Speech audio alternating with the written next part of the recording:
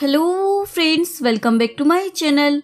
हाजिर हूँ एक नई लव स्टोरी लेकर। तो चलिए वीडियो को स्टार्ट करते हैं। कहानी की शुरुआत में हमें एक बुड्ढे को दिखाया जाता है जिसका नाम होता है मिस्टर लिन, और यहाँ पर एक लड़की इनसे छुपने की कोशिश कर रही होती है। लिन बोल रहा होता है, छुपना बंद करो, तुम्हारी मोम ने ही तुम्हें मेरे पास भेजा है। वो बोलती है, मिस्टर लिन रुकिए ना, मैं आपसे छुप नहीं रही हूँ, मुझे तो सिर्फ शावर लेना है। शावर लेकर फिर मैं अपने आप ही आने वाली हूँ। शावर लेकर मैं आपके पास ही आने वाली हूँ, और आपके पास जो सेक्रेटरीज खड़े हैं ना, उन्हें भी आप भेज दीजिए, वो हमारा मूड खराब कर देंगे। इसके बाद वो दरवाजा बंद कर लेती है और ये अपने सेक्रेटरी को बाहर जाने के लिए बोल देता है, मुझे तुम लोग क्या रोमांस करते हुए देखोगे, चलो निकलो यहाँ से। और ये अपने आप को भूल रही होती है, इस बुड्ढे ने मुझे कितना खराब ड्रग दे रखा है, मुझे यहाँ से जल्द निकलना होगा, नहीं तो ना जाने ये बुड्ढा मेरे साथ क्या करेगा। ये शीशे को तोड़कर उसका हथियार बना लेती है और बाहर आकर मिस्टर लिन यानी कि उस बुड्ढे को मारकर चली जाती है। इधर हमें मो को दिखाया जाता है जो कि उसकी हेल्प कर रही होती है। वो उसे बोलती है, बाहर जाओ, बाहर एक गाड़ी पार्क है जिसका नंबर 6996 है, उस गाड़ी में जाकर बैठ जाओ, तब तक इधर जो भी हो रहा है मैं संभालती हूँ। धीरे धीरे ड्रग इसकी बॉडी पर असर कर रहा होता है, इस वजह से ये बेचारी गलत गाड़ी में आकर बैठ जाती है। वो ग्रुप के प्रेसिडेंट मिस्टर चुआन होता है, गाड़ी में बैठते ही उसे टच करने लगती है और अपने आप को कहती है, ये बंदा कितना ज्यादा हैंडसम है और इसकी बॉडी कितनी अच्छी है ना। और मन ही मन मो को थैंक यू भी बोल रही होती है। थैंक यू मो, तुमने मेरे लिए इतना मस्कुलर और हैंडसम गाय ढूंढा है। वो उसके साथ कार में ही रोमांस करने लग जाती है। सीन कट होता है, कहानी 5 साल आगे चली जाती है और यहाँ पर हमें सू को दिखाया जाता है जिसके 2 बच्चे हो चुके हैं और ये दोनों 5-5 साल के होते हैं। बेटे का नाम सुमियान होता है और बेटी का नाम सुचा होता है। एक्चुअली में ये मैडम उसी हुकअप के बाद प्रेग्नेंट हुई थी, जिसके बाद उसे ये दोनों बच्चे पैदा हुए थे, लेकिन इन दोनों बच्चों को अपने डैड का अभी तक पता नहीं था। ये दोनों एक साइड में बैठकर बोल रहे होते हैं, हमारी मॉम हमें अच्छी लाइफ देने के लिए कितना ज्यादा हार्ड वर्क करती है, कितना अच्छा होता ना अगर हमारे कोई डैड होते, अगर हमारे डैड होते तो वो हमारी मॉम को कितना ज्यादा ख्याल रखते और उन्हें इस तरीके से हार्ड वर्क नहीं करने देते।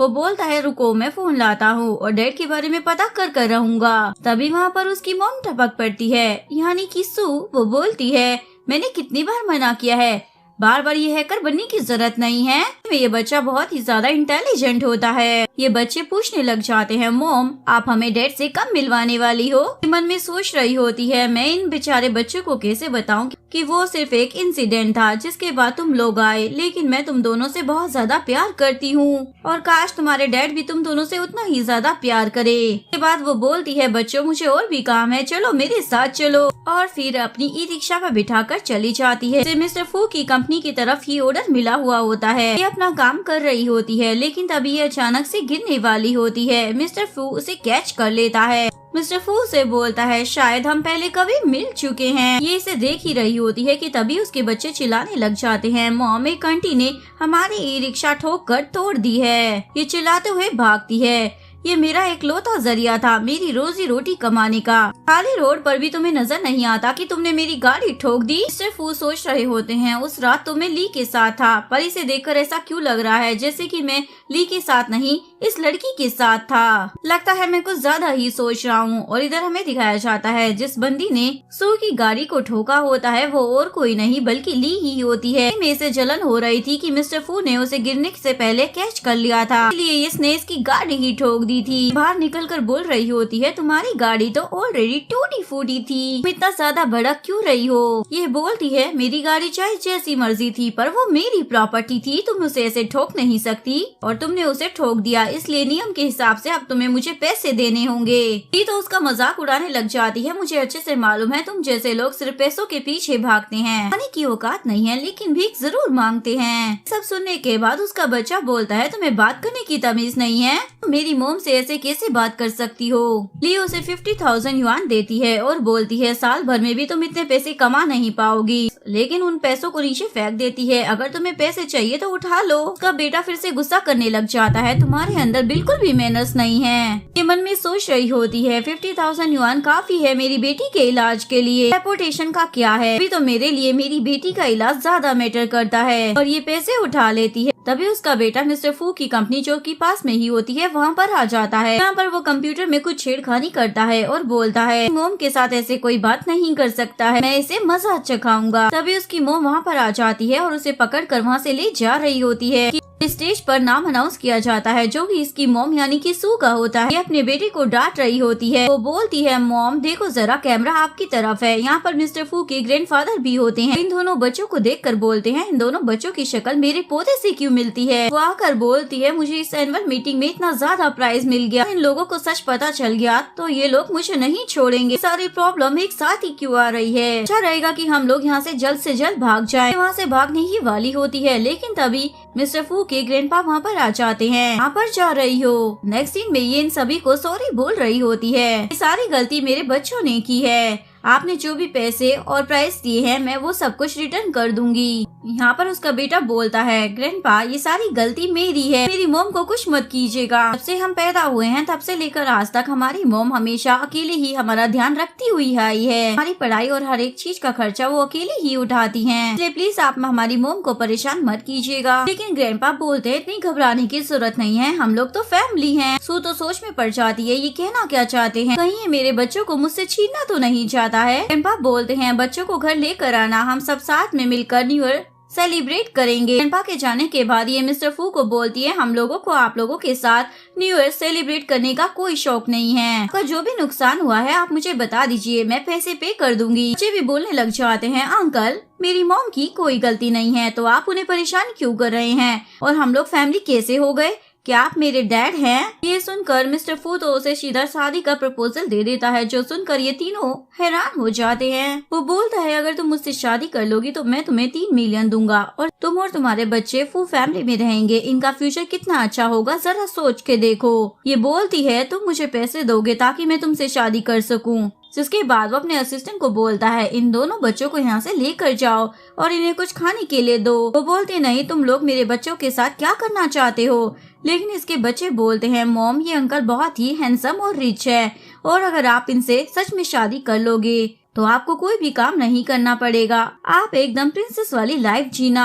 और आप चिंता मत करो मॉम, मुझे नहीं लगता ये अंकल हम लोगों के साथ कुछ भी गलत करेंगे। आप इनका फेस देखो ये कितने ज्यादा मासूम लगते हैं। लेकिन तभी वो वहाँ पर उसकी बेटी को गोद में उठा लेता है। ये देखकर असिस्टेंट सोचने लग जाता है इन्हें तो बच्चों से नफरत है तो फिर ये इसे गोद में कैसे ले सकते हैं। जिसके बाद बच्चे असिस्टेंट के साथ बाहर चले जाते हैं और ये मिस्टर फू से पूछती है कहीं आपको मुझसे फर्स्ट साइट वाला लव तो नहीं हो गया। वो बोलता है इतनी बड़ी गलत फहमी पाने की जरूरत नहीं है, मेरे ग्रैंडपा को कैंसर है और वो चाहते हैं कि वो अपने पोते को देखे, मैं बस चाहता हूँ तुम अपने बच्चों को उनके साथ कुछ वक्त बिताने दो। बोलती है लगता है आपको आपके ग्रैंडपा की बातें समझ नहीं आई है, उनके कहने का मतलब ये नहीं है कि वो मेरे बच्चों के साथ वक्त बिताना चाहते हैं, आप उन्हें आपका बेटा चाहिए को ही देना होगा। उसके लिए सबसे पहले आपको अपने लिए पार्टनर ढूंढना चाहिए। वो तो उसे घूरकर देखने लग जाता है तो वो बोलती है आप मुझे ऐसे क्यों देख रहे हैं, मेहनत से पैसे कमाती हूँ ना कि अपनी बॉडी बेचकर। वो बोलता है मैं तुम्हें बताऊं मेरे ग्रैंडपा को लगता है कि तुम्हारा बेटा बेटी बिल्कुल मेरे जैसे दिखते हैं। सुनकर ये सोच में पड़ जाती है 5 साल पहले मैं जिस बंदे के साथ कार में इंटीमेट हुई थी कहीं वो बंदा यही तो नहीं है। नहीं ऐसा कैसे हो सकता है, ये कितना ज्यादा रईस है, ऐसा कुछ थोड़ी क्यों करेगा। वो बोलता है ग्रैंडपा के पास टाइम नहीं है और मेरे पास भी इतना टाइम नहीं है कि मैं और फिर बच्चे भी पैदा करूं। डॉक्टर ने कहा है ग्रैंडपा के पास बस 1 साल का वक्त है, इसलिए चलो हम एग्रीमेंट से शादी कर लेते हैं। ग्रैंडपा को बोल दूंगा ये दोनों बच्चे मेरे हैं। 5 साल पहले मैं ड्रंक था और मैंने तुम्हारे साथ हुकअप किया था, इसके बाद ये दोनों इस दुनिया में आ गए। बोलती है मैं फेक मैरिज नहीं करने वाली, तुम क्या चाहते हो मैं बच्चों की फीलिंग के साथ खेलूं, तुम क्या चाहते हो कुछ सालों तक वो तुम्हें डैडी बुलाए और फिर उसके बाद तुम उनका पीछा छोड़ दोगे। मैं उन्हें क्या समझाऊंगी, काम इतने सस्ते में नहीं होने वाला, तुम्हें और पैसे देने होंगे। तो ये जितने भी पैसे मांगती है तो वो उसे पे कर देता है। उसके बाद वो अपने बच्चों को आकर समझाती है उस ओल्ड मैन को तुम्हें ग्रैंडफादर बोलना है, हैंडसम अंकल तुम्हारे डैड हैं, तुम लोग उन्हें अपना डैड कहोगे। उसका बेटा पूछता है मॉम आप सच बोल रही हो या फिर अपना दिमाग लगाकर आप कोई बिजनेस कर रही हो। बोलती है मैं कोई बिजनेस नहीं कर रही, मैं जैसा बोल रही हूँ तुम्हें वैसा ही करना है। वो बोलता है मॉम आप झूठ मत बोलो, ये बोलती है तुम्हें पता है ना, हमें तुम्हारी बहन की सर्जरी करवानी, तो अभी हमें सबसे पहले उसकी हेल्थ के बारे में सोचना है। तभी पीछे से मिस्टर फू आ जाता है और ये सर्जरी वाली बात सुन लेता है। उसके आते ही मियान उसकी गोदी में चढ़ जाती। हमारे डैडी है ना, आप सच बोल रहे हो। अपने असिस्टेंट को बोलता है मेरी मेडिकल टीम वालों को कहो कि मियान की अच्छी सर्जरी और ट्रीटमेंट का ख्याल करे। सुनने के बाद सू भी उसे शुक्रिया अदा कर देती है। तुमने अभी नोटिस किया मेरे बच्ची ने तुम्हें अभी डैड कहा है। बच्चे तुम्हें जितनी बार डैड कहेंगे तुम्हें उतनी बार ही पे करना है। बोलता है हाँ मुझे अच्छे से मालूम है। उसे अपने करीब कर बोलता है लेकिन अभी तक तुमने मुझे अपना हस्बैंड नहीं बुलाया, मैं तुम्हारे 10,000 कट करता हूँ। सुनने के बाद सू बोलती है ये तो बड़ा चालाक बिजनेसमैन निकला, और ज्यादा सतर्क रहना होगा, फ्यूचर में मेरे पैसे न कटे। अभी हमें ली को दिखाया जाता है। वो इन सभी को देखकर बोलती है अभी भी तुम इन भिखारियों के साथ घूम रही हो, तुम इन लोगों को यहाँ से भगाते क्यों नहीं हो? नहीं मालूम ये लोग बहुत ही बड़े लालची हैं। तो ये बच्चा चिल्लाने लग जाता है डैड आपको मालूम है क्या, इसने मेरी मॉम को ट्रोल किया है, इसको जमीन में फेंक करने को बोला। मियान बोलती है आप मेरे डैड हो, तो अगर मेरी मॉम को कोई भी परेशान करेगा तो आपको उसे सबक सिखाना चाहिए ना। मैन होते हैं ना वो ऐसा ही करते हैं। जिसके बाद वो ली को बोलता है ये मेरी वाइफ है और ये दोनों मेरे बच्चे हैं। ली बोलती है तुम मेरे साथ ऐसा कैसे कर सकते हो, 5 साल पहले तुम मेरे साथ कार में इंटीमेट हुए थे और तुमने मुझसे वादा किया था शादी करने का। यहाँ पर बैठकर रोने धोने की एक्टिंग करने लग जाती है। तभी मियान आकर बोलती है आंटी प्लीज आप रो मत क्योंकि आपकी पोल खुल जाएगी, जरा देखिए आपके नेक और फेस का कलर अलग है, आपने गलत शेड यूज किया है। बोलती है क्या नॉनसेंस बोल रही हो, कैसे बेकार बच्चे हैं ये। तो बोलती है अब तुम यहाँ से जा सकती हो और हम लोगों को यहाँ पर शांति से टाइम स्पेंड करने दो। बोल रही होती है मुझे तो कुछ करना ही पड़ेगा, मैं ऐसे खड़े होकर इन लोगों का मुंह नहीं देख सकती। मिस्टर फू को किसी भी कीमत पर अपने आप से दूर नहीं जाने दूंगी। के बाद वो वांग नाम की लेडी को बुलाती है। उन्हें बोलती है तुम्हें उन दोनों बच्चों के हेयर और मिस्टर फू के हेयर का सैंपल लेकर आना है, पता कर ही रहूंगी आखिरकार ये किसके बच्चे हैं। सारी बातें मियान ने भी सुन ली होती है। लोग जैसे ही विला के अंदर आते हैं तो ये लोग घर को देखकर बहुत ज्यादा तारीफ करते हैं, कितना ज्यादा बड़ा है। मिस्टर फू तो उसे डराते हुए उसके साथ रोमांटिक होने का नाटक कर रहा होता है। तभी उसकी नजर उसके शोल्डर पर एक बर्थ मार्क पड़ जाती है, जो देखकर वो सोच रहा होता है ये बर्थ मार्क तो वही है जो 5 साल पहले मैंने उस लड़की के शोल्डर पर देखा था। उसके बाद वो बच्चों से उनकी एज पूछता है तो वो बताते हैं हम दोनों 5 साल के हैं। उसके बाद ये सोच में पड़ जाता है ये बर्थ मार्क और वो टाइमिंग ये सारी चीजें आपस में मैच क्यों कर रही हैं। सेक्रेटरी को बुलाकर बोलता है जाओ जाकर पता लगाओ ये बच्चे कहाँ पैदा हुए थे, इनका डैड कौन है, पिछले 5 सालों से कहाँ है। सेक्रेटरी बोलता है बॉस क्या आपको लगता है 5 साल पहले आप जिसके साथ इंटीमेट हुए थे वो लड़की मिस सू है? बोलता हाँ मुझे कुछ ऐसा ही लगता है। बोलता है पर वो तो मिस ली है। वो बोलता है मैंने जितना कहा है ना उतना करो, जिस भी चीज पर डाउट होता है वो 100% करेक्ट निकलता है, इसलिए मैंने जो कहा है उसे अच्छे से करो। नेक्स्ट डे ग्रैंडपा ने इन लोगों ने एक वेलकम पार्टी रखी होती है, इसलिए भी इस पार्टी में आई होती है। तभी सू की स्टेप मॉम भी वहाँ पर पहुँच जाती है और उसे बोल रही होती है तुम कितनी लालची हो, 5 साल से लेकर अभी तक तुम एक बार भी अपनी मॉम को देखने के लिए नहीं आई। मैंने तुम्हें पाल पोस कर बड़ा किया था, आज तुम किसी अमीर आदमी के साथ शादी कर रही हो लेकिन हमें पूछा भी नहीं। के बाद वो सभी के सामने चिल्लाकर बोलने लग जाती है ये बच्चे मिस्टर फू के नहीं हैं, इनके रियल फादर को मैं अपने साथ लेकर आई हूँ जो कि मिस्टर लिन है। मिस्टर लिन इन बच्चों को देखकर नाटक करने लग जाता है, आओ मेरे प्यारे बच्चे मेरे पास आओ, इतने सालों तक तुम्हारी मॉम ने तुम्हें मुझसे दूर रखा लेकिन चलो अब घर। यहाँ पर उसका बेटा बोलने लग जाता है तुम मेरे रियल फादर नहीं हो सकते, मिस्टर फू ही मेरे फादर हैं। तभी वहाँ पर ली भी आ जाती है और बोलती है तुम्हारा नाटक खत्म हो गया क्या, क्योंकि मेरे पास अब सबूत है। तो यहाँ पर डीएनए टेस्ट की रिपोर्ट दिखाती है जिससे सभी को पता चल जाता है ये दोनों मिस्टर फू के बच्चे नहीं हैं। फू तो सोचने लग जाता है अब मैं क्या करूँ, ग्रैंडपा को सच पता चल जाएगा। यहाँ पर ग्रैंडपा भी आ जाते हैं, वो इन दोनों को भी बता देती है कि ये दोनों मिस्टर फू के बायोलॉजिकल बच्चे नहीं हैं। ये औरत झूठ बोलकर मिस्टर फू की फैमिली में घुसना चाहती है। तभी मियान बोलती है आपने जो टेस्ट के लिए हेयर मंगवाए थे ना वो मैंने बदल दिए थे, आपको मेरे डैड का नहीं बल्कि मेरे ग्रैंडपा का हेयर मिला था, वजह से ये प्रूफ नहीं होता कि हम मिस्टर फू के बायोलॉजिकल बच्चे नहीं हैं। ली बोलती है लेकिन ग्रैंडपा भी तो ब्लड लाइन में ही है ना, मिस्टर फू भी उन्हीं का ही पोता है तो थोड़ा बहुत तो मैच करना ही चाहिए। ग्रैंडपा बोलते हैं ये बच्ची एकदम सही बोल रही है, एक्चुअली में ये मेरा अपना पोता नहीं है। बचपन में एक हादसे के दौरान इसके मॉम डैड की डेथ हो गई थी। इसके डैड और मैं बहुत ही अच्छे दोस्त थे इसलिए मैंने इसका ख्याल रखा, लेकिन आज तक इसने अपनी लाइफ में जो कुछ भी अचीव किया है वो सब कुछ अपनी मेहनत से किया है। सब सुनने के बाद मिस्टर फू भी हैरान हो जाता है। ग्रैंडपा बोलते हैं मैं तुम्हें ये बताना नहीं चाहता था क्योंकि उस वक्त तुम बहुत छोटे थे, लेकिन आज इन बच्चों की वजह से ये सच बाहर आ ही गया। मेरे पोते नहीं हो, पर मैं तुम्हें अपनों से बढ़कर प्यार करता हूँ। इसके बाद फूली को बोलता है तुम यहाँ से छोड़कर चली जाओ और दोबारा यहाँ पर दिखाई मत देना। सुनकर वो तो उसके पैरों में ही गिर जाती है। तुमने मेरे मॉम डैड को प्रॉमिस किया था कि लाइफ टाइम तक तुम मेरा ख्याल रखोगे और मुझसे ही शादी करोगे।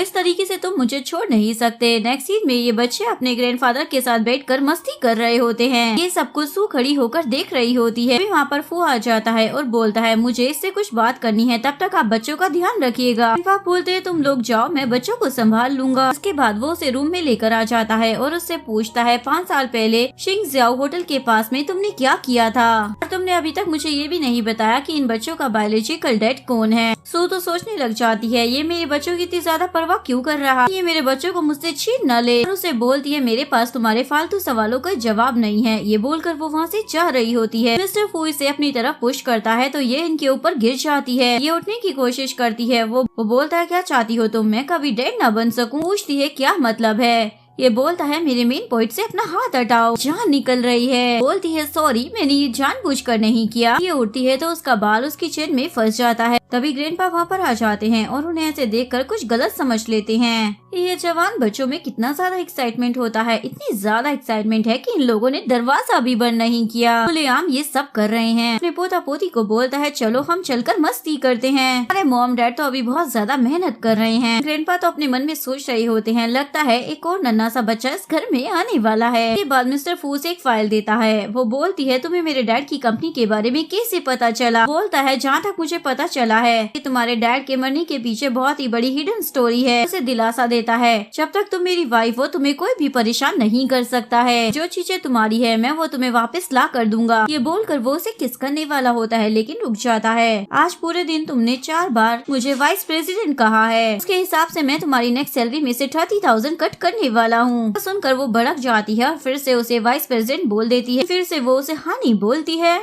आगे से मैं ध्यान रखूंगी, मेरे पैसे काटो मत। के बाद वो अपने सेक्रेटरी को कॉल कर बोलता है 5 साल पहले उस होटल में कौन कौन रुका था उसके बारे में पता लगाओ। नेक्स्ट मॉर्निंग वो ब्रेकफास्ट करने के लिए आती है लेकिन बोल रही होती है रात भर में ठीक से सो नहीं पाई। सपने में सिर्फ और सिर्फ मिस्टर फू ही नजर आ रहे थे।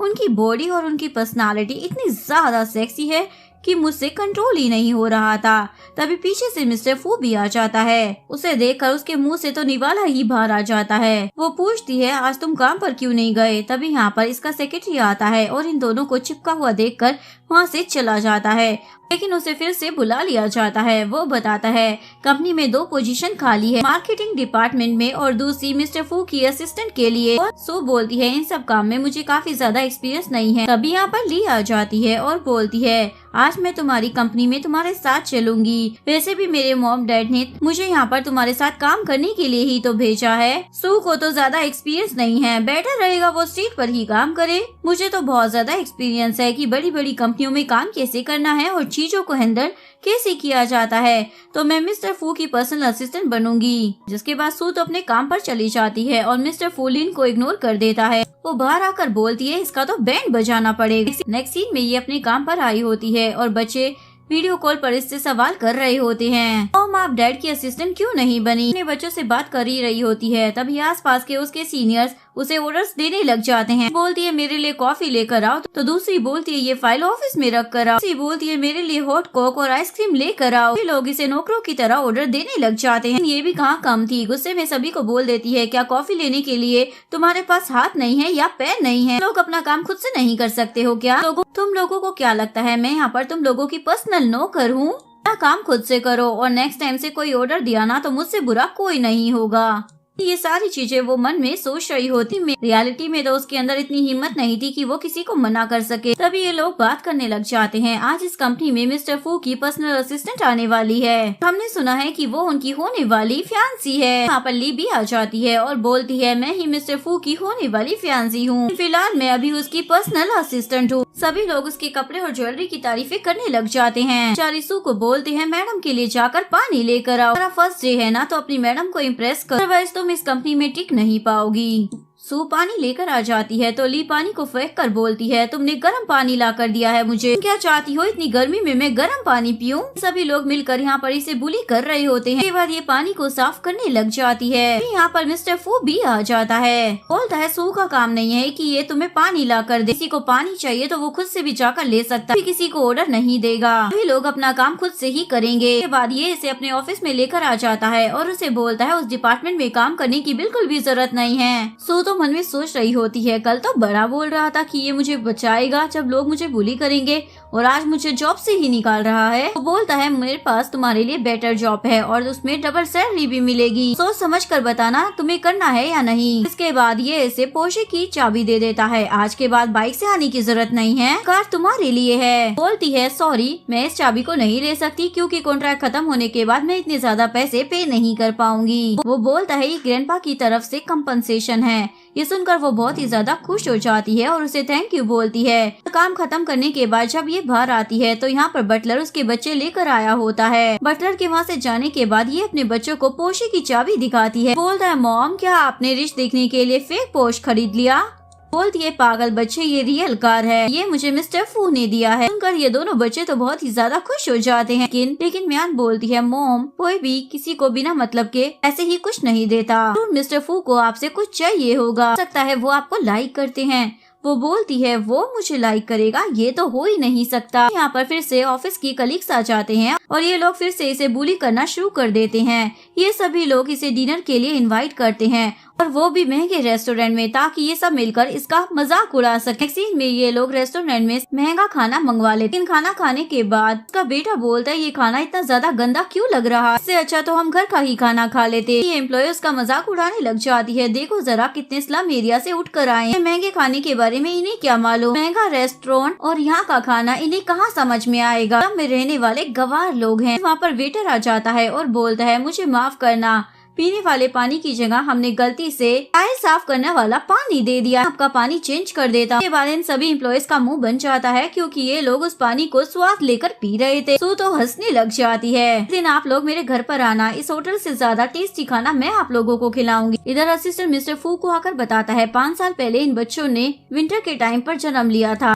और सू ने इन बच्चों को पालने के लिए बहुत ही ज्यादा हार्ड वर्क किया है। सुनकर वो सोच में पड़ जाता है बेबी को डिलीवर करने का टाइम इतना ज्यादा सिमिलर क्यों लग रहा है। पूछता है इस वक्त सू कहाँ पर है, मुझे उसके पास लेकर चलो। दूसरी तरफ ये रेस्टोरेंट से निकल रही होती है, तभी उसकी बच्ची के गले में एक पेंडेंट होता है, जो देखने के बाद ये लड़की बोलती है ये तो फू फैमिली का पेंडेंट है, इसे कहाँ से चुराया है। वो बोलती है मैंने चोरी नहीं किया। ये बोलती है जरूर तुम्हारी मॉम ने चुराया होगा। फिर उसका बेटा बोलता है मेरी मॉम कोई चोर नहीं है, लेकिन ये इसका पेंडेंट छीन कर बोलती है ये तो फेक लग रहा है। पेंडेंट को तोड़ रही होती है, तभी वहाँ पर मिस्टर फू आ जाता है। पेंडेंट को देख कर बोलता है ये पेंडेंट तुम्हारे पास कैसे आया। म्यान बोलती है पिछले 5 साल से मैंने इस पेंडेंट को पहन रखा है, मॉम ने बताया था ये मेरे डैड की आखिरी निशानी है। सुनने के बाद मिस्टर फू सू से पूछता है मुझे बताओ इन बच्चों के डैड का क्या नाम है। वो बोलती है ये पेंडेंट तो मैंने खरीदा था, अगर ये पेंडेंट आपके पेंडेंट से सिमिलर है तो इसमें मेरी क्या गलती है। इसके बाद ये बच्चों को लेकर आ जाता है, बच्चों को कार से छोड़ देता हूँ, हमारे लिए दूसरी कार आ रही है। अपनी कार का वेट कर रही होती है, तभी यहाँ पर उसका एक्स आ जाता है। इसका एक्स यहाँ पर इसे चिढ़ाने लग जाता है,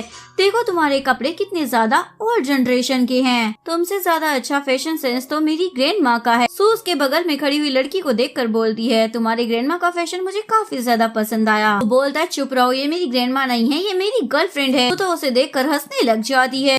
ये उसे बोलता है जान तुम अंदर जाओ, मैं इस लड़की को मजा चखाकर तुम्हारे पास अंदर आता हूँ। बोलती है जल्दी आना, मुझसे इंतजार नहीं हो रहा है। के बाद वो अंदर चली जाती है। बोलता है देखो जरा मैं कहाँ से कहाँ पहुँच गया और तुम अभी तक गरीब की गरीब हो, जरूर इस रेस्टोरेंट में काम करती होगी, तुम चाहो तो हम अभी भी रिलेशनशिप में आ सकते हैं। लेकिन वो तो उसका हाथ मोटे लग जाती है, तो अमीर बन रहे थे ना, तो रिलेशनशिप में आने की बात कैसे कर रहे हो। फिर वहाँ पर मिस्टर फू आ जाता है, वो इसे बोलता है पहले ये मेरी गर्लफ्रेंड रह चुकी थी, लेकिन ये किसी के साथ मुंह काला कर प्रेग्नेंट हो गई थी, इसलिए मैंने इससे ब्रेकअप कर लिया। वो बोलता है जिसके साथ इसने मुंह काला करवाया था ना वो मैं ही था। सुनने के बाद ये बंदा तो हैरान ही हो जाता है, लड़की कितनी ज्यादा चालाक है, कितने अमीर बंदे को फंसा लिया। वहाँ पर ली भी टपक पड़ती है और फू को बोलती है मुझे तुमसे कुछ बात करनी है, इसलिए अकेले में चलो। वो उसे लेकर चली जाती है। ये इसे बोल रहा होता है ऐसा लग रहा है तुम उन दोनों के बीच में घुस रही हो, उसे अपने जाल में कैसे फंसाया, प्रेग्नेंट होने के बाद जरूर तुमने उसे शादी के लिए फोर्स किया होगा। तभी वहाँ पर असिस्टेंट आ जाता है और उसे एक चापट मार देता है। मैडम आप इस कार में बैठिए, ये कार आपके लिए सर ने भेजी है। वो उसे बोलती है अगर तुम्हें पैसों की कमी हो तो तुम मेरे ड्राइवर बन जाना, तुम्हें अच्छा खासा पैसा मिल जाएगा। बोलकर वो तो वहाँ से चली जाती है। ये लोग घर पर आ जाते हैं तो उसका बेटा मॉम डैड का हाथ पकड़कर एक साथ कर देता है। आप लोगों को साथ में टाइम स्पेंड करने की जरूरत है। दिन रात आप लोग तो काम ही करते रहते हो। इसके बाद जब ये यहाँ से चला जाता है तो मिस्टर फू से बोलते हैं आज के बाद मैं तुम्हारे काम में एक और काम ऐड करता हूँ, और वो काम ये है कि कोई भी लड़की मेरे आसपास नहीं भटकनी चाहिए। अगर ऐसा होता है तो तुम्हारी सैलरी में से पैसे कटेंगे। वो पूछती है तो मेरा क्या? बोलता है तुम्हारे अलावा कोई और लड़की मेरे आसपास नहीं भटकनी चाहिए, जब मन करे तुम तो आ सकती हो। सुनकर वो तो शर्माने लग जाती है। इसके बाद जब मॉर्निंग में ये काम करने के लिए जा रहा होता है तो ली उसके लिए दूध लेकर आ जाती है, लेकिन तभी ये बीच में आकर बोलती है थैंक यू, हमें लेट हो रहा था और हमें निकलना था। ये तो पूरा मिल्क ही पी जाती। मिस्टर फू उसके लिप्स पर लगा हुआ दूध देखकर उस पर किस करने लग जाता है, लेकिन ये तो फेक किस होता है जो देखकर ली तो जल जाती है। इसके बाद ये लोग यहाँ से चले जाते हैं। नेक्स्ट सीन में ये लोग ऑफिस में आते हैं। ली उसे बार बार परेशान कर रही होती है, कभी कॉफी के लिए तो कभी स्नैक्स के लिए। जब ये उठ रहा होता है तो गलती से वो कॉफी ली के कपड़ों पर ही गिर जाती है। गुस्से में यहाँ से जाने लग जाता है, लेकिन वो उसे बोलती है तुम आजकल मेरे साथ ऐसा बिहेव क्यों कर रहे हो? बोलता है मैं तुम्हें बर्दाश्त कर रहा हूँ क्योंकि तुम मेरे घर पर रह रही हो, ग्रैंडपा की वजह से, क्योंकि तुम्हारी फैमिली वालों ने मेरी जान बचाई थी। तो प्लीज तुम मुझे इतना ज्यादा मजबूर मत करो कि मैं तुम्हें अपने घर से निकाल फेंकूं। बोलती है 5 साल पहले तुमने मुझसे शादी करने के लिए कहा था, लेकिन अब तुम बदल कैसे सकते हो? अभी वहाँ पर सो आ जाती है और इन दोनों को इतना ज्यादा करीब देखकर हैरान हो जाती है। मेरे मुंह पर तो कुछ और बनता है और पीठ पीछे कुछ और ही करता है, इसके साथ रोमांस कैसे कर सकता है? गुस्से में बाहर आ जाती है तो वो भी उसे फॉलो करते हुए आता। तो उसे बोलती है ये मेरी लास्ट वार्निंग है, अगर दोबारा मैंने ऐसा कुछ देखा तो मैं तुम्हें नहीं छोड़ूंगी। वो उसके पास लिफ्ट तक भी आ जाता है और बोलता है तुम जैसा समझ रही हो ना वैसा कुछ भी नहीं है। यहाँ पर बहुत सारे एम्प्लॉय आ जाते हैं। एम्प्लॉय सू का चेहरा देख ना ले इसलिए वो इसे जबरदस्ती किस कर लेता है। उसके बाद सभी लोग बातें करने लग जाते हैं कि प्रेसिडेंट ली को किस कर रहे हैं, पर लिफ्ट में ली नहीं सू होती है। ये बात सबको पता चलती है कि लिफ्ट में ली नहीं सू। ली नाटक करने लग जाती है, दरअसल वो मैं ही थी, कपड़े भी मेरे ही थे, बस उसमें मेरा फेस नहीं दिख रहा। बोलती है तो ये कपड़े इस वक्त सू ने क्यों पहने हुए हैं? बोलती है मेरे कपड़ों पर कॉफी गिर गई थी तो मैंने वो कपड़े उसे ड्राई क्लीनिंग के लिए देने के लिए कहा था, लेकिन उसने खुद ही पहन ली। इसके बाद वो लोग सू को ही बुली करने लग जाते हैं, तुम ऐसे कैसे किसी के कपड़े पहन सकती हो? तुम्हें मालूम भी है ये कपड़े कितने ज्यादा महंगे होंगे? जितना बोला जाता है तुम उतना काम क्यों नहीं करती हो? सू भी सभी को मजा चखा देती है, आंधा से मुझे परेशान करने की सोचना भी मत, और मैं सभी को बता दूं ये कपड़े मेरे हैं। ये सुनने के बाद सबके होश उड़ जाते हैं। बोलकर वो स्टाइल मारते हुए वहाँ से चली जाती है। तभी ली एम्प्लॉय के साथ मिलकर सू को साइन करवाने के लिए भेज देती है, लेकिन सू भी बड़ी चालाक थी, उसे सब कुछ पहले से पता था। इसके बाद वो उस बुड्ढे के पास पेपर साइन करवाने के लिए आती है। जैसे ही वो बुड्ढा दरवाजा खोलता है तो बोलता है तुम बाहर क्यों खड़ी हो? वो बोलती है सर आप बस पेपर पर साइन कर दीजिए, मैं आपको डिस्टर्ब नहीं करना चाहती हूँ। वो बोलता है पहले तुम अंदर आकर बैठ तो जाओ, क्योंकि मैं पेपर पढ़ूंगा उसी के बाद साइन करूंगा। जल्दबाजी किस चीज की है? जैसे ही वो अंदर आती है तो वो उसे ड्रिंक ऑफर कर बोलती है सर मुझे ड्रिंक से एलर्जी है। बोलता ठीक है तो ये पेपर ले जाओ, मैं साइन नहीं करने वाला। बोलती है सर क्या अगर मैं ड्रिंक करूंगी तो उसके बाद आप पेपर साइन कर देंगे? वो हाँ बोल देता है, जिसके बाद ये ड्रिंक पी लेती है और ये पेपर भी साइन कर देता है। जब ये जा रही होती है तो बेहोश होकर वहीं पर गिर जाती है। दूसरी तरफ मिस्टर फू को ये बात पता चल चुकी, इसलिए मुंह फटाफट होटल में आ जाता है। जैसे इस बुड्ढे को पता चलता है कि सू मिस्टर फू की वाइफ है, वो बेचारा गिड़गिड़ा कर माफी मांगने लग जाता है। बोलता है मुझे आइडिया ही नहीं था ये आपकी वाइफ है, इवन आपकी वाइफ ने भी मुझे इस बारे में कुछ नहीं बताया, लेकिन फिर भी वो लोग इससे बहुत ज्यादा मारते हैं। उससे पूछता है ये बताओ तुम्हें ऐसा करने के लिए किसने कहा है? तभी यहाँ पर वो एम्प्लॉय और सू दोनों आ जाते हैं। पूछती है मिस्टर फू आप यहाँ पर क्या कर रहे हैं? मिस्टर फू बोलता है ये सवाल तो मुझे तुमसे पूछना चाहिए, यहाँ पर वो भी कैमरे के साथ क्या कर रही हो? इन लोगों का प्लान था सू का नाम बदनाम करने का। सभी लोग समझ जाते हैं कि ये सब कुछ ली ने करवाया है। बच्चे बार बार मिस्टर फू को डैड कहकर बुला रहे होते हैं, सू को मोम कहकर बुला रहे थे। उनका एम्प्लॉय बोलती है आप दोनों हस्बैंड वाइफ है, ये बात तो मुझे पता ही नहीं थी। इतने दिनों से ली हमसे झूठ बोलती हुई आ रही थी कि ये आपकी होने वाली फियांसी है, इसीलिए हम इसकी इतनी ज्यादा खातिरदारी करते थे। ये सुनकर सू तो बहुत ज्यादा हंस रही होती है, लेकिन इन दोनों की आपस में लड़ाई हो जाती है। इतने दिनों तक मैं तुम्हारी वजह से मिस सू को बुली करती हुई आई। अगर मुझे पता होता कि तुम कितनी बड़ी झूठी हो तो मैं कभी उनके साथ ऐसा ना करता। वो अपने सेक्रेटरी को बोलता है इन दोनों महिलाओं को यहाँ से उठाकर बाहर फेंको। दोनों को वहाँ से लेकर जाया जाता है। ये दोनों ही बच्चे जैसे घर वापस आते हैं तो मिस ली वापस से घर में आने की कोशिश करती है, लेकिन ये इसे अंदर नहीं जाने देता। डैड ने तुम्हें घर से निकाल दिया है ना, कितनी बेशरम हो, बार बार मुंह उठाकर चली आती हो। तो बोलती है 18 साल से मैं यहाँ पर रह रही हूँ, तुम्हें क्या लगता है मिस्टर फू तुम जैसों की वजह से मुझे यहाँ से निकालेंगे।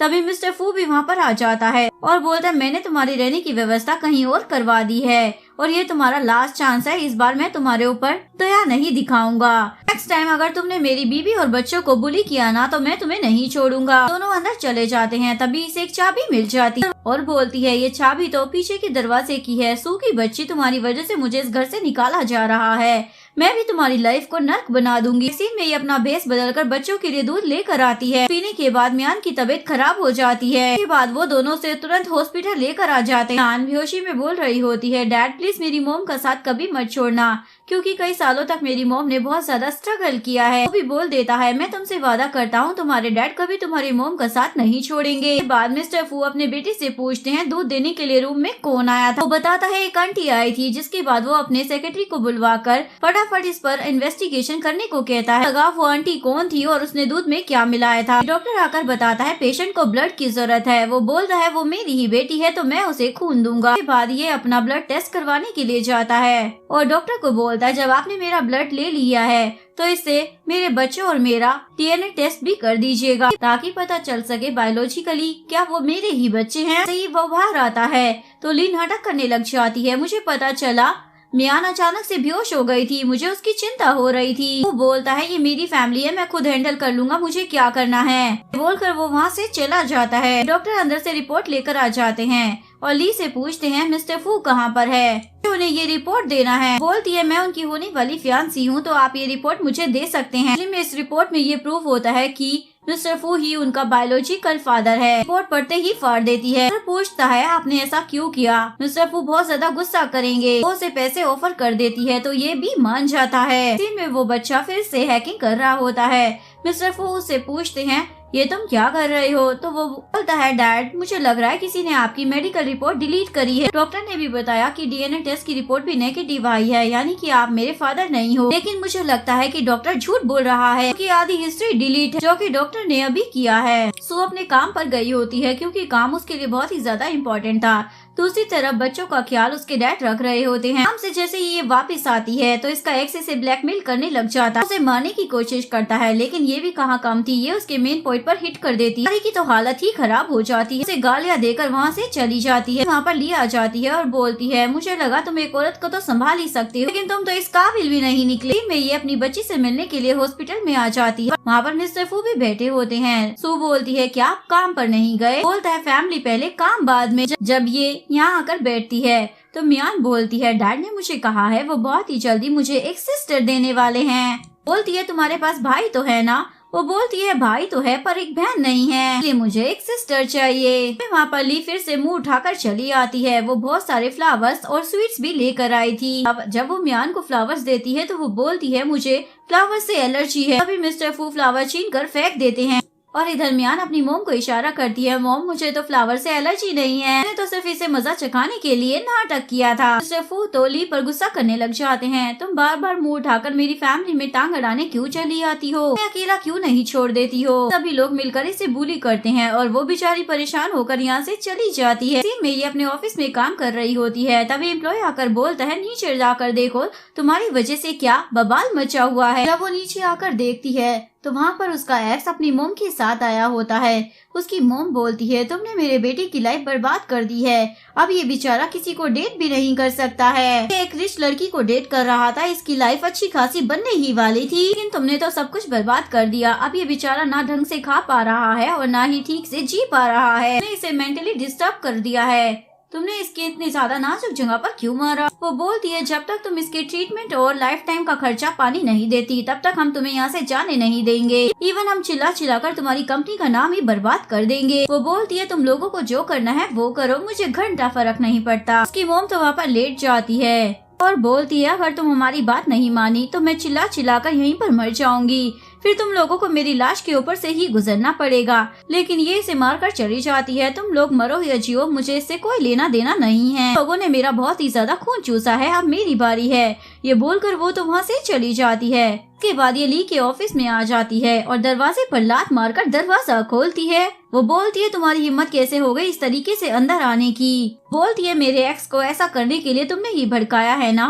ली बोलती है मेरे पास इतना ज्यादा फालतू टाइम नहीं है जो मैं ये सब काम करूं। सू को तो इस बात पर भी शक हो गया था कि दूध में कुछ गड़बड़ इसी ने ही की है, इसलिए वो उससे लड़ाई करने लग जाती है। हिम्मत भी कैसे हो गई मेरे बच्चे को हर्ट करने की। वहाँ पर मिस्टर फू आ जाता है। उसे देख कर ली तो नाटक करने लग जाती है, देखो जरा ये मुझे कैसे मार रही है। लेकिन सू भी कहाँ कम थी, वो भी अच्छी खासी नोटंकी करने लग जाती है। इसने मेरे बाल खींचे। वो बोलती है बकवास बंद करो, तुम झूठ बोल रही हो ना, हम दोनों साथ में बड़े हुए हैं इसलिए ये मुझ पर ही ट्रस्ट करेगा। तभी टेबल के नीचे से खिसक कर उसका बेटा बाहर आ जाता है और बोलता है मेरे पास सारा प्रूफ है, मैंने सब कुछ रिकॉर्ड करा है। बोलो तो आंटी मैं सब कुछ सुना सकता हूँ। सुनकर उस बेचारी का तो मुंह ही बन जाता है। तुम मेरे ऑफिस में कब से छुपे हुए हो।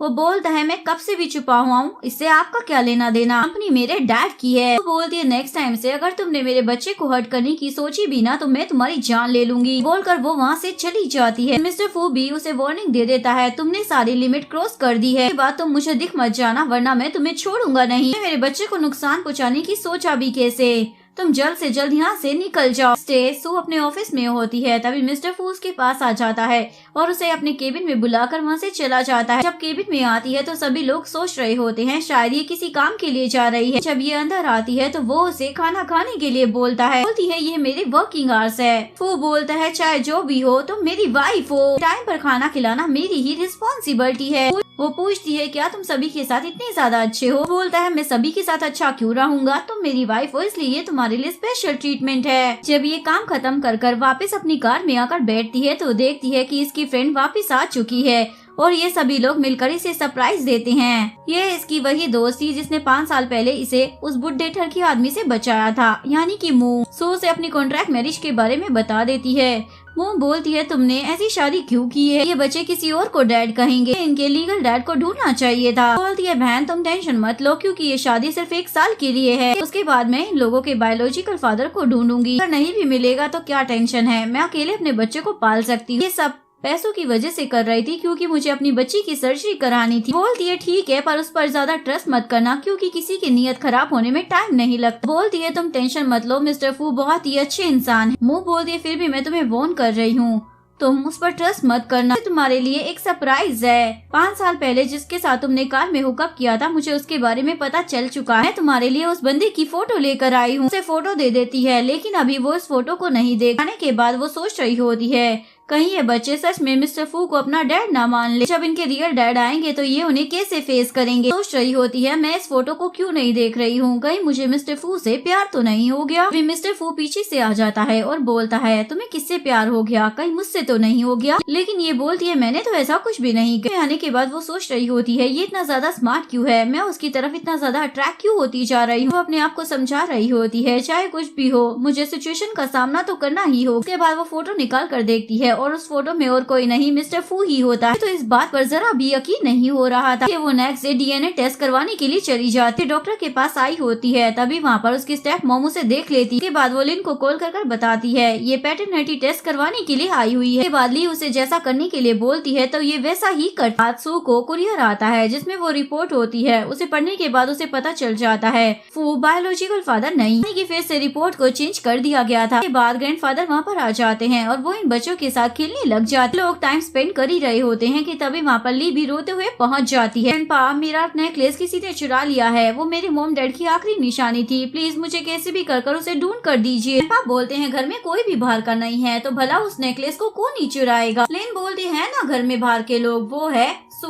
सुनकर ग्रैंडपा बोलते हैं बाहर की ये नहीं बल्कि तुम हो, मेरे घर की बहू है। जिसके बाद वो उन्हें वीडियो दिखाती है जिसमें मिस्टर फू का बेटा इसके रूम में जा रहा होता है लेकिन उसमें उसे नेकलेस चुराते हुए नहीं दिखाया जा रहा था। ये देखकर ग्रैंडफादर तो हैरान हो जाते, बोलते हैं जो भी मामला है तुम मिलकर सुलझा लो, फिर मुझे अकेला छोड़ दो। बोलकर वो तो वहाँ से चले जाते हैं। मिस्टर फू का बेटा तो रोने लग जाता है, क्या ग्रैंडपा को मुझ पर ट्रस्ट नहीं? बोलती है चिंता मत करो, मैं तुम पर ट्रस्ट करती हूँ। यहाँ पर मिस्टर फू आ जाता है, ये सारी बातें मिस्टर फू को बताती, जरा इन लोगों ने मेरा नेकलेस चुराया है, चलो अब तुम इसे घर से निकाल फेंको। लेकिन मिस्टर फू तो बहुत ही ज्यादा चालाक था, वो यहाँ पर सिक्योरिटी गार्ड को बुलाता जो सच बता देते हैं। दिन बोलती है ये दोनों झूठ बोल रहे हैं, लेकिन सभी को उस वीडियो का भी सच पता चल जाता है कि मिस्टर फू का बेटा उस रूम में खेलते हुए चला गया था जिसे सिक्योरिटी गार्ड ने ही भेजा। ली की सारी पोल पट्टी सभी के सामने खुल जाती है। सू तो उसे जोरदार तमाचा लगा देती, हमारी दुश्मनी मेरे साथ है ना, तो हर चीज में मेरे बच्चों को क्यों घसीट लेती हो। उसके बाद मिस्टर फू को बोलती है इस घर में अब मैं एक सेकंड भी नहीं रह सकती। वो बोलता है घबराओ मत,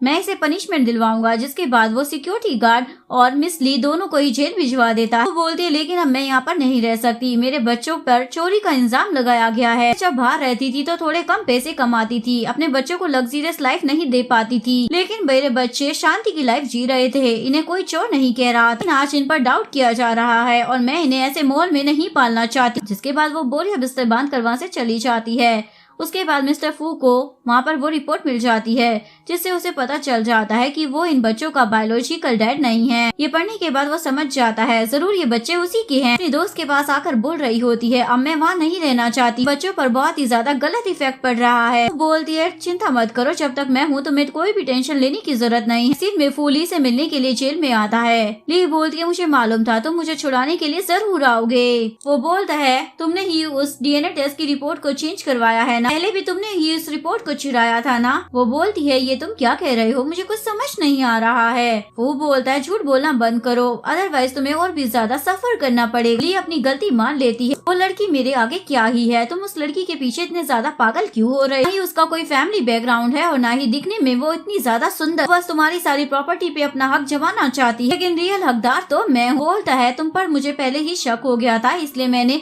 दोबारा से डीएनए टेस्ट करवाया। तुमने ये सारा गेम किसके साथ मिलकर खेला और इसमें कौन कौन इन्वॉल्व है, मुझे सभी के नाम बता। वो बोलती है उसकी खुद की स्टेप मदर इतनी ज्यादा लालची है कि वो मेरी बातों में आ गई, उसी की हेल्प से मैंने ये सब कुछ किया। खुद ही नहीं चाहती कि उसकी स्टेप डॉटर अपनी लाइफ में आगे बढ़कर एक अच्छी जिंदगी जिए, और स्टार्टिंग में तो उसकी मॉम ने उसे पैसों के लिए भी भेज दिया था। ये सुनकर वो बहुत ही ज्यादा सैड हो जाता है। चलो अच्छा है तुमने मुझे सारी सच्चाई बता दी, बोलकर वो वहाँ से चला जाता है, लेकिन उसे जेल से नहीं छुड़वाता। वो बोलती है तुम मेरे साथ ऐसा कैसे कर सकते हो। नेक्स्ट सीन में ये अपनी फ्रेंड के साथ क्लब में आई होती है और उसकी फ्रेंड ने यहाँ पर बहुत सारे मेल मॉडल्स को बुला रखा होता है। उसको बोलती है चल जाकर जी ले अपनी जिंदगी को। एक लाइन से चेक करती है, बेचारी बहुत ज्यादा नशे में होती है। बोलती है कोई भी मिस्टर फू जितना हैंडसम नहीं है। मिस्टर फू भागते हुए वहाँ पर आ जाता है, उसे पता चल जाता है ये मेल मॉडल की तलाश में। मिस्टर फू का फेस पकड़ कर बोलती है मिस्टर फू आप यहाँ पर कैसे आ गए, आपका फेस पकड़ने के लिए मैं कितने टाइम से तरस रही थी। इसे कार में लेकर आ जाता है, ये बहुत ज्यादा नशे में होती है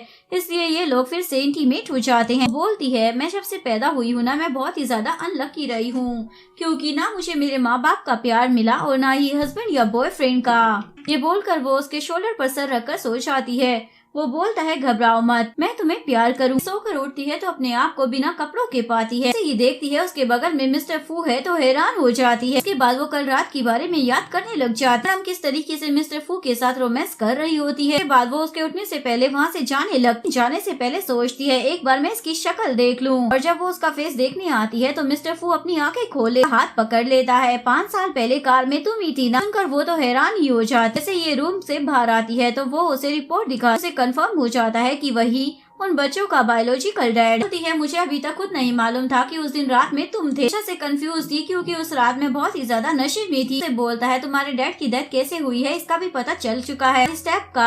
तुम्हारी स्टेप मॉम का जो लवर था उसी ने तुम्हारे डैड को जहर देकर मारा था। डैड ने बिल्डिंग से छलांग नहीं लगाई। मैं तुम्हें पूरा सपोर्ट करूंगा, तुम्हें जिससे बदला लेना है तुम ले सकती हो। के बाद वो अपनी स्टेप मॉम के पास आ जाती है और उनकी अच्छी खासी क्लास लगा देती है। बोलती है मैं हमेशा आपके साथ अच्छी रही हूँ, बेशक आपने मुझे बहुत ही ज्यादा टॉर्चर किया, फिर भी मैंने हमेशा आपको अपनी माँ का दर्जा दिया। कभी नहीं सोचा था कि आप मेरे डैड की जान ही ले लेंगी। स्टेप मॉम बोलती है जिसने भी तुमको ये बताया है गलत बताया है। सू बोलती है मुझे सब कुछ पता चल चुका है, आपने अपने लवर के साथ मिलकर मेरे डैड को मारा है। सुनकर स्टेप मॉम तो गिड़गिड़ा कर माफी मांगने लग जाती है। लेकिन तभी वहाँ पर मिस्टर फू आ जाता है। सालों से आप बाहर की हवा खा रही हैं, तो चलो अब जेल की हवा खा लीजिए। ये पुलिस को बुलाकर इन्हें पुलिस के हवाले कर देता है। सीन में ये लोग बाहर घूमने के लिए आए होते हैं। बच्चे बोल रहे होते हैं, मॉम डैड कब आएंगे, हमें उनकी याद आ रही है। जिसके बाद वो फू को कॉल करती है। बच्चे आपसे मिलना चाहते हैं, तो क्या आप आ सकते हैं? बोलता है अभी मैं बिजी हूँ, मैं बच्चों से बाद में मिल लूंगा। बोलती है डैड अभी बिजी है, इसलिए उन्हें फ्री होने दो, उसके बाद हम उनके साथ मस्ती करेंगे। जब ये लोग यहाँ से जा रहे होते हैं, तभी डोरेमोन का कॉस्ट्यूम पहने हुए एक बंदा आ जाता है। वो इसे फ्लावर दे देता है। वो बोलती है मेरे पास अभी पैसे नहीं है, इसलिए ना ही मैं ये फ्लावर ले सकती हूँ और ना ही फोटो क्लिक करवा सकती हूँ। वो अपना कैप उतार देता है और बोलता है तुम मिस्टर फू की वाइफ भी कितना ज्यादा कंजूस हो ना। बोलती है तुम यहाँ पर क्या कर रहे हो, तुम तो वर्क कर रहे थे ना। वो बोलता है तुम्हें सरप्राइज पसंद नहीं आता क्या? फिर घुटनों के बल बैठकर रिंग निकाल कर उसे प्रपोज कर देता। वो भी उसके प्रपोजल को एक्सेप्ट कर लेती है और यहीं पर इस कहानी का डी एंड हो जाता है। अगर आपको वीडियो अच्छी लगी हो तो प्लीज वीडियो को लाइक करें, चैनल को सब्सक्राइब करें, न्यू अपडेट्स के लिए बेल आइकन का बटन प्रेस करें। मिलते हैं नेक्स्ट वीडियो के साथ, तब तक के लिए सारंगे, बाय बाय।